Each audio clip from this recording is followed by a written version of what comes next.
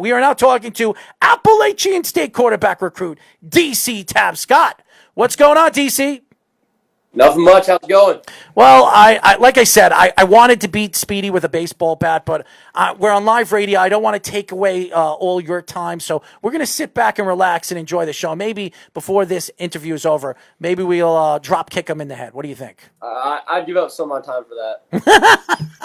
See that? I got a fan right now, Speedy. We already got a guy that wants to see it, Speedy. So maybe if we have a little bit of voting on social media, maybe we'll do that. Oh, you don't like that, Speedy? Oh, God, I'm afraid.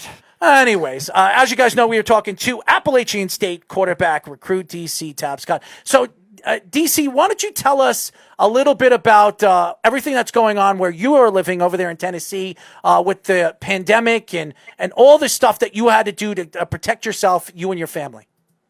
Yeah, sure. I mean, the first thing was we actually got the go-ahead this summer. We weren't sure if we were going to be able to play or not, if we were going to have 6-game season or no games. So we got the go-ahead from the governor to play about halfway through the summer. So that was exciting. Before that, we were basically just training, not knowing when our next game was going to be. But we got the go-ahead. But unfortunately, the mayor of Nashville said that Nashville schools weren't going to play until a couple weeks later. So we're going to be playing an 8-game season. We're halfway through that right now while everyone else is playing 10.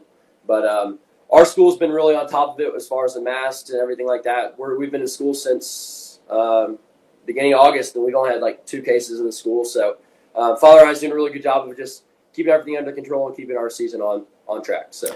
Now, DC, the quarterback position is the most important position on the football field, probably the most important position in professional sports. What is it like stepping on the field where you're playing, you're a senior in high school, and you are the most important player on the field? Everybody's eyes are on you. You're down 17-14 or whatever, 17-16, and you got to make a play to get your team either in field goal room or throwing a touchdown. What is it like? What is the feeling stepping on the field and actually being the quarterback? I love it. I mean, it is I wouldn't want anything different.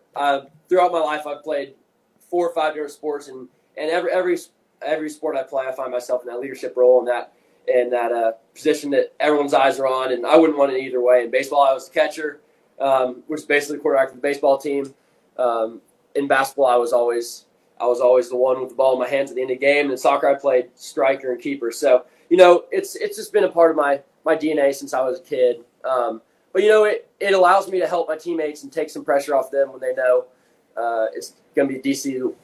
DC's going to be the one with the spotlight on him. But, some people say it's the most important position on the field, and while it definitely has them under the most scrutiny, the great thing about football is that if 11 guys don't do their job, then the play doesn't work correctly. So, it helps to be a leader at the quarterback position just so I can take some of that off my guys' shoulders and put it on mine, which is what I love about being that guy so much is that it's on me. Well, a lot of times whether we lose or win, it's on me.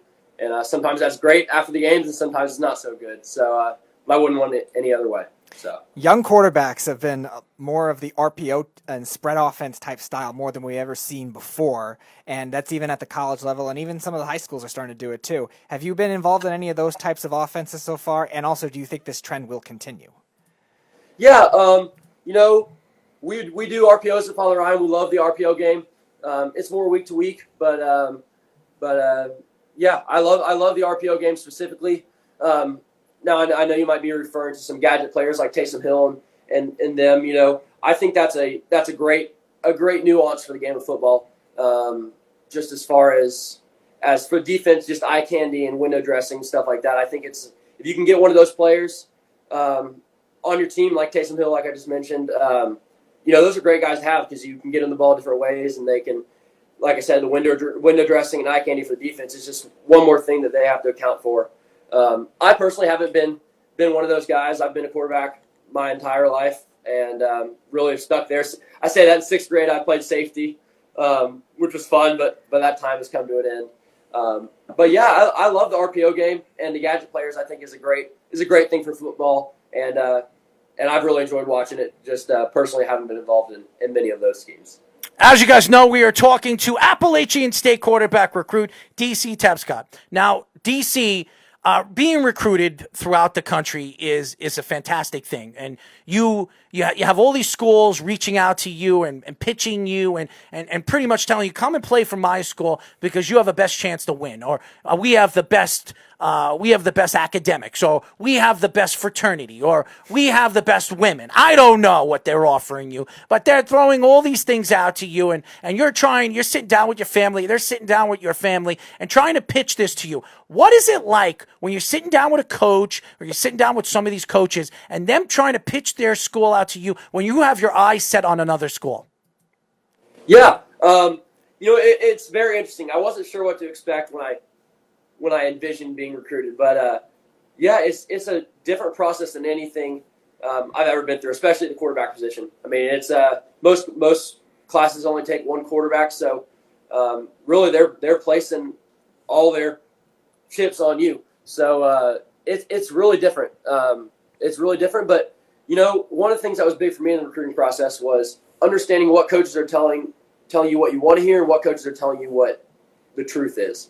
And so that was kind of, of course I went on visits that I knew that I probably wasn't going to end up in that school because I liked other schools better. But I think that every school that's going to offer you a $300,000 scholarship, you deserve to go at least take a look at it. So it was interesting going to some of those visits where I knew probably not going to happen. But then some of those visits turned into, you know what, I really like this place just because the straightforwardness of the coach maybe or the something about the players caught my eye or the culture, something like that. So you never know going into those visits what it's going to be like sitting down with those college coaches. But that's one thing I really loved about App is just they didn't just tell me what I wanted to hear. They told me what it was going to be like. And then talking to people around the program, they backed that up. And so you took them hunting. That's what you did. You took them hunting. I could see all the different trophies behind you. So obviously it took the coaches a little bit of hunting and say, listen, I've got a great shot and I could throw this damn ball 60 yards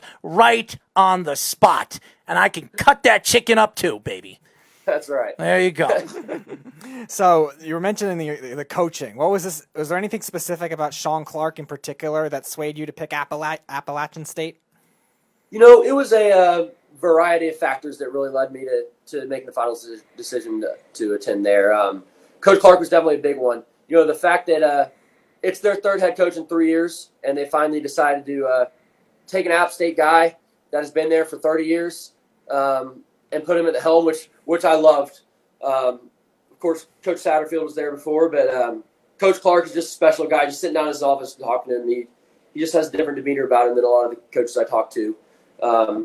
And the fact that he was an offensive line coach for a long time there. My dad played offensive line at UCF, so that's in my DNA. And just knowing really the amount of X's and O's you have to know at the position. I mean, that's the heart of the game. So that was big to me. And then also Coach Tony Peterson, the offensive coordinator. It's his first year there this year, but just doing research on him, everywhere he's been, the offense has gotten significantly better. And he loves to throw the ball. I mean, App State's going to run the ball and do play action shots throughout the game and everything like that. But just the track record that Coach Peterson has and Coach Clark has, and combined with that winning tradition at App State was too good to pass up. We are talking to Appalachian State quarterback recruit DC Tabscott. Now, DC, you're 6'2", 201 pounds. You're 17 years old. You have a year away from being, going to school at Appalachian State. I don't know if you're going to get taller, but a lot of you young quarterbacks, you have a belief in your talent and possibly in the future being an NFL type of quarterback. Now, I've read a little bit about you. You have your style of game is an NFL style of game, a pro style of game. What stands out to your game where you could see yourself as an NFL style of quarterback in the future? Sure. Well, first things first, I'm actually 6'3.5". I say 6'4", but okay. I'm actually gotten taller since some of those. Preach it, baby! Preach it! Sell it! I always got to make sure that's right. So I can make fun of my coach a little bit for that. I'm sure he's watching this right now. But yeah, the game sometimes feels like it's going more towards, like you were talking about, the RPO, the dual threat quarterback.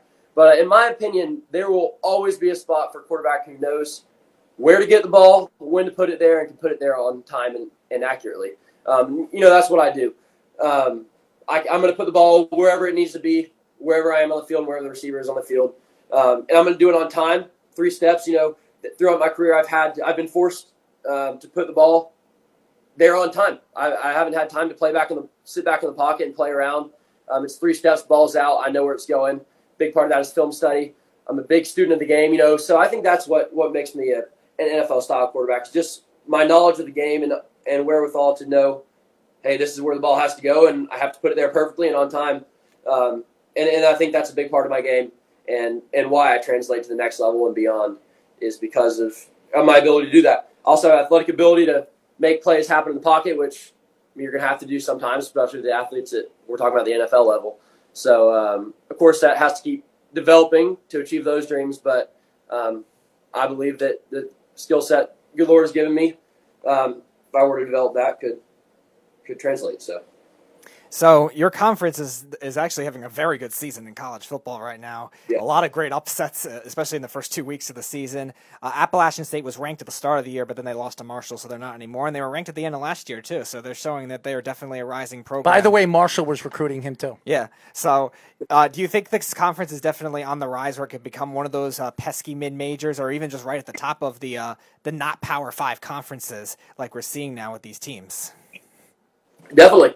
I mean, you look at just what they did at the start of week 1 to the Big 12. I mean, I think the Big 12 were 0-3 against the Sun Belt that week. So definitely just the amount of talent and parity in college football is really, I think that's what makes it so great, that you never know week to week who's gonna win. You look at the App State Marshall game. I mean, App State's been a perennial top 25 team, won 13 games last year and got knocked off in that game. And that's just one example of parity in college football. So, I think it's a great conference. App State's won it the last 5 years, so that's awesome to see. That was a big reason for my decision.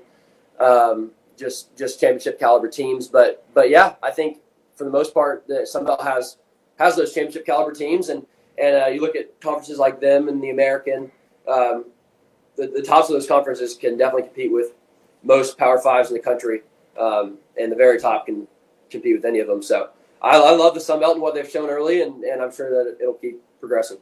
DC, what does your first name stand for? DC, what does it stand for? Yeah, it's David Charles. Me and my siblings all have double names, so it's David Charles. David Charles. Yeah. I'm gonna call you Direct Care. That's what we're gonna call you. All right.